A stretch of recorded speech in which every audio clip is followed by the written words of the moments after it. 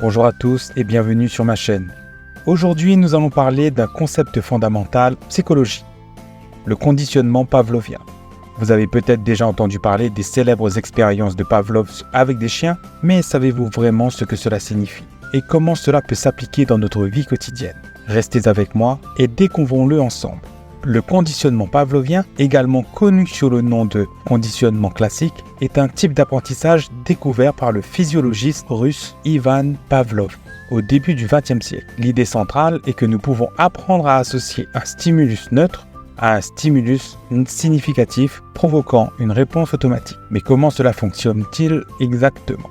Pour expliquer cela, plongeons-nous dans l'expérience de Pavlov. Pavlov étudiait la salivation chez les chiens. Lorsqu'il remarqua que les chiens salivaient non seulement lorsqu'ils mangeaient, mais aussi lorsqu'ils voyaient le technicien qui les nourrissait ou entendait ses pas. Intrigué, Pavlov commença une série d'expériences.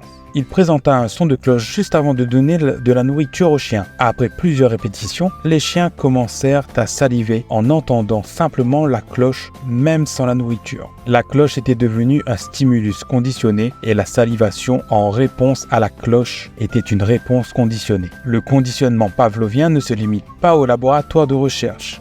Il a des applications pratiques dans notre vie quotidienne. Par exemple, dans la publicité. Les publicitaires utilisent souvent des stimuli agréables, comme de la musique, des images attrayantes, associées à leurs produits pour provoquer des réponses positives chez les consommateurs. Phobie et traumatisme. Des associations négatives peuvent également se former comme le développement d'une phobie après une expérience traumatisante. Par exemple, quelqu'un mordu par un chien peut commencer à ressentir de la peur à la vue d'un chien.